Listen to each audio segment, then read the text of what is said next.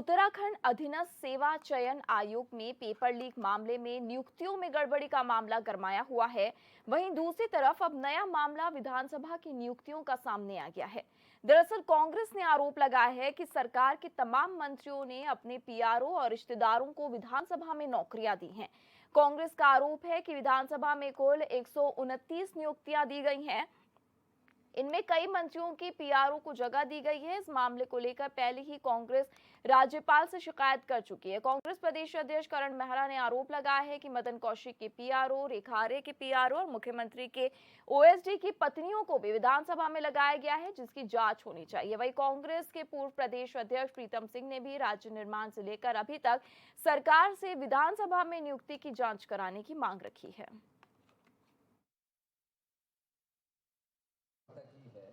हमने बात की है राज्यपाल महोदय से और हम आगे भी इस पर बातचीत रखेंगे, क्योंकि मंत्रियों के कौशिक साहब का जो पीआरओ है वो विधानसभा में लग गया, रेखा आर्या जी का पीआरओ विधानसभा में लग गया, खुद तो मुख्यमंत्री जी के दो ओएसडी की पत्नियां विधानसभा में लग गई। इसका मतलब दाल में कुछ ना कुछ बहुत बड़ा घोटाला है। ऐसे बहुत सारे अनेकों नाम हैं, क्योंकि बड़े पैमाने पर भर्तियां हुई हैं, उसकी भी जांच होनी चाहिए। ये नहीं होना चाहिए कि आपके कोई ऐसे अधिकार हैं कि आप कर सकते हैं, लेकिन उस पर भी पारदर्शिता, उसके भी कुछ नियम और कानून होने चाहिए। आपको ज़रूर अधिकार होने चाहिए कि आप विधानसभा के अध्यक्ष हैं, लेकिन अधिकारियों के साथ साथ कुछ कर्तव्यों से भी बधा हुआ होना चाहिए, क्योंकि लोग जो राज्य चलता है उसमें कुछ नियम कानून की बाध्यता होना भी आवश्यक है। ये जो बड़े लोग हैं, इन्हीं के लोग कैसे लग रहे हैं, ये जांच का विषय है। देखिए, प्रदेश के अंदर नौजवान साथियों को रोजगार देने के परिप्रेक्ष्य में मैं समझता हूँ कि सरकारों को गंभीर होना चाहिए, और अगर किसी भी नियुक्ति में भ्रष्टाचार होता है तो उस भ्रष्टाचार को जड़ से समाप्त करने का कार्य होना चाहिए। लेकिन ये दुर्भाग्य इस प्रदेश के अंदर लगातार नियुक्तियों में जो है भ्रष्टाचार हो रहा है। आपने विधानसभा का जिक्र किया है, मैं पक्षधर हूँ इस बात का कि जिस दिन से राज्य के अंदर विधानसभाओं का गठन हुआ है उस दिन से लेकर आज तिथि तक जो भर्तियाँ हुई हैं उसकी भी जांच कराएं, हम कहाँ मना करें। जब गोविंद सिंह कुंजवाल जी विधानसभा अध्यक्ष थे तो उन्होंने अपने परिवार का कोई बेरोजगार शायद छोड़ा होगा जिसे उन्होंने विधानसभा में नियुक्ति नहीं दी। और केवल विधानसभा में नियुक्ति देने की बात नहीं है, अपनी विधानसभा के 33,000 लोगों से अधिक को विवेकाधीन कोष से पैसे देकर विवेकाधीन कोष का दुरुपयोग किया। तो मुझे लगता है कि कांग्रेस को अपने गिरेबान में झांकना चाहिए। जिस प्रकार से उनके समय में एक तरफ मुख्यमंत्री जी कहते थे हरीश रावत जी की तुम आंखें बंद, मैं तुम 30 करोड़ कमा लो, 40 करोड़ कमा लो, मैं आंखें बंद कर लूँगा। उनके विधानसभा अध्यक्ष जी ने इस प्रकार के भ्रष्टाचार के सारे रिकॉर्ड तोड़ दिए थे। तो मुझे लगता है कि उन्हें अपने गिरेबान में झांक के देखना चाहिए।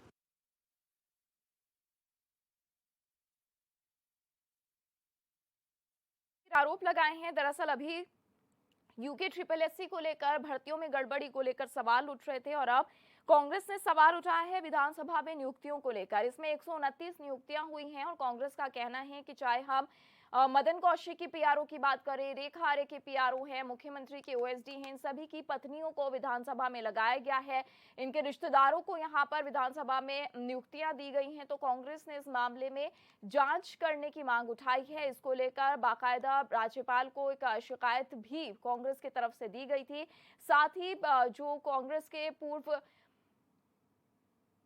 नेता प्रतिपक्ष रहे हैं प्रीतम सिंह, उन्होंने भी कहा है कि अभी तक सरकार ने विधानसभा में नियुक्ति की जांच करने की उन्होंने मांग की है, यानी कि राज्य का गठन जब से हुआ है तब से लेकर। हालांकि बीजेपी का भी पक्ष है कि जब गोविंद सिंह कुंजवाल हुआ करते थे विधानसभा अध्यक्ष, कांग्रेस का कार्यकाल था, उस समय पर भी उन्होंने अपने रिश्तेदारों को विधानसभा में लगवाया था। तो कांग्रेस को अपने गिरेबान में झांकना चाहिए। हालांकि इस बहस का अंत ये नहीं है, ना इस बहस में इस तरह की सफाई दी जा सकती है, लेकिन सवाल इस समय जो नियुक्तियों को लेकर उठाया गया, क्योंकि देखा ये जा रहा है कि जब से यूके ट्रिपल एससी का मामला सामने आया है, पिछले 5 सालों में कई ऐसे सरकारी पद निकले हैं, चाहे फॉरेस्ट गार्ड की बात करें, बाकी और नियुक्तियों, बाकी और भर्तियों की भी बात की जाए, बार बार समय समय पर इनमें गड़बड़ियों की बात सामने आती रही है, पेपर लीक की बात सामने आती रही है और ये भी कहा गया है कि अपनों को फायदा पहुंचाने के लिए इस तरह के पेपर लीक होते रहे हैं, भर्तियों में गड़बड़ियां होती रही हैं। और अब नया मुद्दा यहां पर विधानसभा में नियुक्तियों को लेकर उठाया गया है, जिसमें कहा गया है कि बीजेपी के जो मंत्रीगण हैं, बीजेपी के जो करीबी हैं, उनके जो रिश्तेदार हैं, उन्होंने यहां पर विधानसभा में 129 पदों पर उनकी नियुक्तियां की हैं। और इसमें जो कहा जा रहा है, चाहे हम मदन कौशिक की बात करें, यहाँ मंत्री रेखा आर्य की बात करें, उनके पीआरओ हैं, उनकी पत्नियों को, साथ ही मुख्यमंत्री के ओएसडी की पत्नी को यहाँ पर नियुक्ति दी गई है। तो कांग्रेस सवाल पूछ रही है कि आखिर किन आधार पर ये नियुक्तियां यहाँ पर हुई हैं। तो अभी कांग्रेस ने राज्यपाल से भी मांग की है, सरकार से भी मांग की है कि जब से राज्य का गठन हुआ है साल 2000 से लेकर के अब तक भी जितनी नियुक्तियां विधानसभा में हुई हैं, उन सभी की जांच होनी चाहिए। मनोज रावत जी, कांग्रेस के पूर्व विधायक हमारे साथ जुड़े हैं। मनोज रावत जी, सब बहुत स्वागत है आपका HNN 24/7 में। धन्यवाद। मनोज रावत जी, कांग्रेस ने एक और मुद्दा उठाया है कि विधानसभा में जो नियुक्तियां हुई हैं, चाहे राज्य के गठन से लेकर अब तक, मांग ये की जा रही है कि सभी की जांच होनी चाहिए, क्योंकि अभी जो 129 पद निकले थे उसमें जो मौजूदा मंत्री हैं उनके पीआरओ की बात करें, बीजेपी के नेताओं की पीआरओ की, मुख्यमंत्री के ओएसडी की बात करें, उनकी पत्नियों को नियुक्तियां दी गई हैं यहाँ पर। देखिए, राज्य गठन के समय परिस्थितियां कुछ और थी और आज कुछ और हैं। आज दो इशू हैं। एक तो क्या इतने पदों की आवश्यकता विधानसभा में थी या नहीं थी जी। और अगर पदों की आवश्यकता थी तो क्या इन नियुक्तियों के लिए कोई प्रक्रिया रखी गई। देखिए, विधानसभा इस राज्य के बजट से चलती है। जब हम विधानसभा में बजट पास करते हैं तो दूसरे या तीसरे नंबर में विधानसभा को भी बजट देते हैं, वो राज्य सरकार देती है। यानी इस राज्य के टैक्स पेयर का पैसा, टैक्स देने वाले लोगों के पैसे से विधानसभा चलती है और इस देश के भीतर है। तो ये कहना कि साहब विधानसभा अध्यक्ष को विशेषाधिकार हैं, मैं बिल्कुल इस बात को नहीं मानता हूँ। विधानसभा में जो भी नियुक्ति होनी है वो किसी न किसी प्रक्रिया के तहत होनी थी। और अब तो जो सबसे बड़ा इशू ये आ रहा है कि जब वहाँ पर जरूरत ही नहीं थी, हम भी देखते हैं विधानसभा में वास्तव में बैठने के लिए कर्मचारियों के पास स्थान नहीं है। तो ऐसे जब वहां पर आवश्यकता नहीं थी तो कैसे राज्य सरकार के वित्त विभाग ने इन पदों को मंजूरी दी। बात तो राज्य सरकार, मंजूरी पदों को तो राज्य सरकार देती है। तो मुझे ये लगता है कि राज्य सरकार का पूरा हाथ है और राज्य सरकार इसमें पूरी दोषी है। अगर पदों की आवश्यकता नहीं थी तो आपने पदों को स्वीकृति क्यों दी, और अगर पदों को स्वीकृति दी आपने तो उसका कारण वित्त विभाग बताया कि क्या है ना। और प्रक्रिया, आपने क्या प्रक्रिया तय करी थी। और ये भी पता चला है कि जो तीसरे नंबर का अभियुक्त पकड़ा गया, जो कंपनी का जो पेपर लीक मामले में UK-SSS टीम है, उसकी पूरी संलिप्तता विधानसभा में भी है और विधानसभा में उसको काफी आते जाते देखा गया। कई लोगों का हम रहा है, कई लोगों का हम प्याला हम निवाला है। तो अगर राज्य का हमको सम्मान बचाए रखना है तो हमें चाहिए कि इन भर्तियों की तुरंत जांच। बिल्कुल मनोज रावत जी, आप हमारे साथ बने रहिए। बीजेपी से विनय गोयल जी भी हमारे साथ इस मुद्दे पर जुड़ चुके हैं। विनय गोयल जी, सर बहुत स्वागत है आपका HNN 24/7 में। जी नमस्कार। विनय गोयल जी, जो विधानसभा में नियुक्तियां हुई हैं, अभी मनोज रावत जी से बात हो रही थी, दो सवाल उठाए हैं। पहली चीज ये कि क्या वाकई में इतने सारे पदों की जरूरत थी, इतनी नियुक्तियों की जरूरत थी, और दूसरी बात ये हुई है कि इसकी प्रक्रिया क्या रही है, किस आधार पर ये नियुक्तियां हुई हैं, क्योंकि आरोप है कि सिर्फ अपने करीबियों को, चाहे पीआरओ की बात करें, ओएसडी मुख्यमंत्री की उनकी बात करें, उनके परिवार वालों को, उनकी पत्नियों को इसमें नियुक्तियां मिली हैं।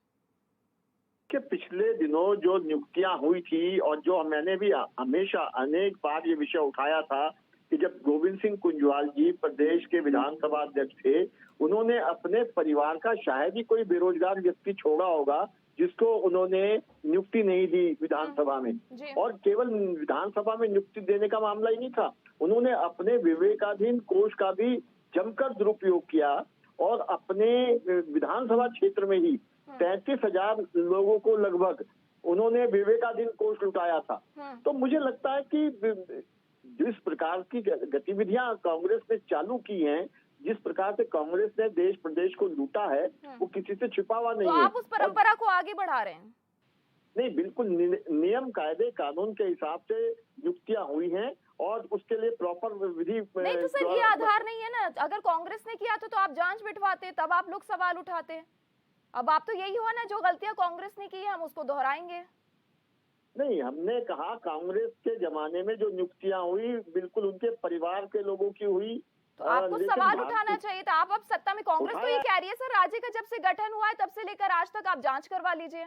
पर भी डिबेट में अनेकों बार मैंने ये विषय उठाया है और बहुत सारे अनेकों चैनलों पर और प्रेस वार्ताएं करके ये विषय मैंने उठाया है। तो अब क्या जांच होगी विनय जी? विपक्ष जो मुद्दा उठा रहा है, जांच होगी क्या इसमें?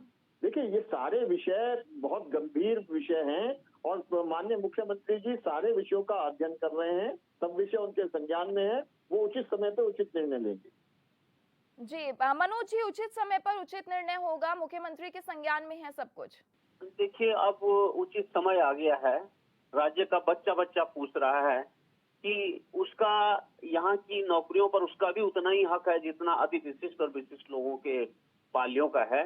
तो अब नजर बनाए रखने की बात नहीं है। और जो गोयल साहब आरोप लगा रहे थे, 5 साल सरकार में थे, उनको जांच बैठानी चाहिए थी, कार्रवाई करनी चाहिए थी।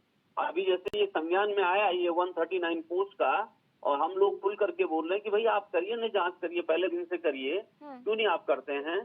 तो अब मुख्यमंत्री जी को सोचने का कोई समय नहीं है, बल्कि ये राज्य के टैक्स पेयरों का पैसा है और इस पर वो आगे बढ़ करके तुरंत जांच की घोषणा करें। और बिल्कुल मनोज जी बहुत शुक्रिया। विनय गोयल जी आप भी हमारे